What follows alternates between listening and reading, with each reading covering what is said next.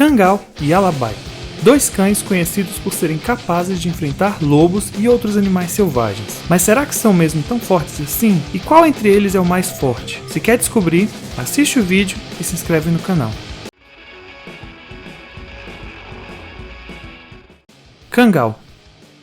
Em muitos casos, é difícil saber a origem precisa da história de um cão, principalmente se tratando de cães pastores. E isso ocorre com o Kangal turco, onde, em sua origem, tem muitas versões diferentes, mas apesar disso, o Kangal é uma raça muito enraizada na cultura turca.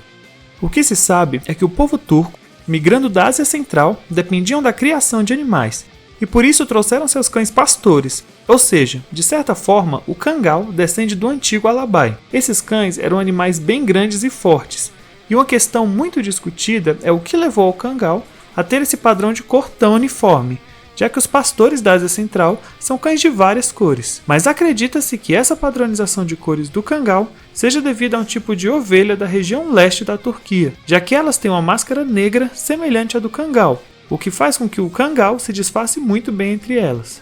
O nome da raça, Pastor de Kangal, veio da cidade de Kangal, onde a raça atraiu a atenção mundial com esses cães excepcionais. Hoje são utilizados como cães pastores ou na guarda territorial. Uma curiosidade interessante é que esses cães são tão fortes que em determinados voos eles têm que ir nas caixas fortes, onde são transportados animais selvagens. Então já deu para perceber que o Kangal não é qualquer cachorro. Alabai. O cão pastor da Ásia Central, ou também chamado de Alabai, é uma das raças de cães mais antigas do mundo. Eles foram formados através de uma rígida seleção natural durante mais de 4.000 anos no extenso território que vai atualmente do Mar Cáspio até a China e do sul dos Montes Urais até o Afeganistão. O Alabai descende dos cães mais antigos do Tibete, cães boiadeiros de diversas tribos nômades, que são muito próximos ao que se conhece hoje como cão pastor da Mongólia e o famoso mastim tibetano. O Alabai foi usado principalmente para proteger o gado, as caravanas e as casas de seus donos, além de estarem expostos a uma rígida seleção natural, já que sempre foram cães de trabalho que tiveram difíceis condições de vida e uma constante luta contra animais predadores nos locais onde vivem. Isso teve influência direta sobre sua forma e seu caráter, o que o tornou forte e destemido. Comparação. O padrão utilizado para os dois cães será o padrão da FCI, e será uma comparação bem interessante, já que os dois cães possuem características bem próximas. E os dois estão entre os cães mais fortes do mundo. Inclusive, acredita-se que o Kangal descenda de certa forma do pastor da Ásia Central. Para essa análise, vamos considerar os seguintes critérios: altura, peso, força de mordida, agilidade, estamina, força física, inteligência e resistência. Altura. Os dois cães são bem altos, e isso é uma das primeiras coisas que impressiona nessas duas raças. No caso do Kangal, as fêmeas vão de 63 a 75 cm de altura, e os machos medem de 70 a 80 cm de altura, que é uma cernelha muito alta. No caso do Alabai, o padrão só informa a altura mínima para a raça.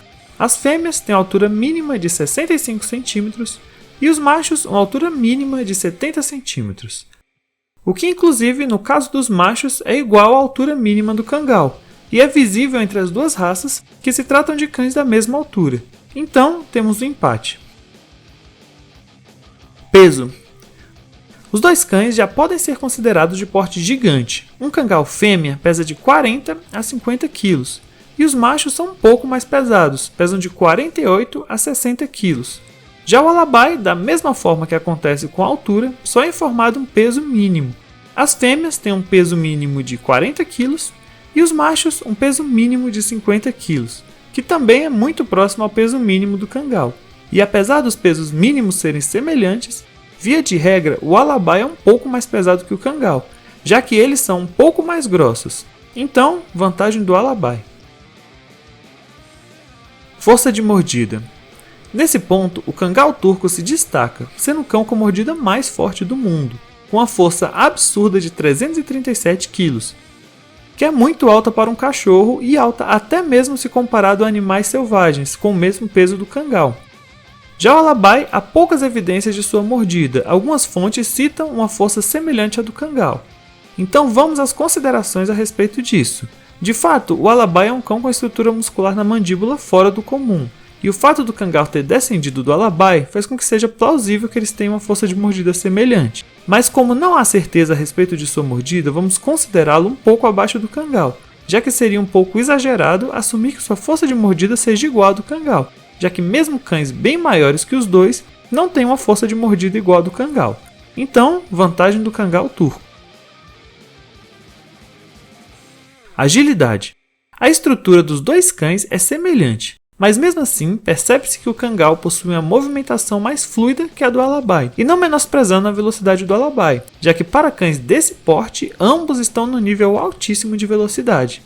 Mas mesmo assim, o Kangal se mostra superior ao Alabai, então vantagem do Kangal turco. Estamina. De forma semelhante ao que ocorre com a velocidade, a estamina do Kangal tende a ser maior que a do Alabai, principalmente pelo fato de ser um pouco mais leve e possuir um corpo mais atlético. E além disso, o Kangal de certa forma é uma versão ainda mais funcional do Alabai, o que faz com que tenha mais energia para trabalhar. Então, mesmo que os dois cães sejam bem funcionais, a vantagem na estamina é do Kangal turco. Força física. É notável que esses dois cães possuem uma força física absurda, tanto pelo seu tamanho quanto pela sua estrutura física imponente. São verdadeiras máquinas e só perdem força física para cães que são utilizados propriamente para tração.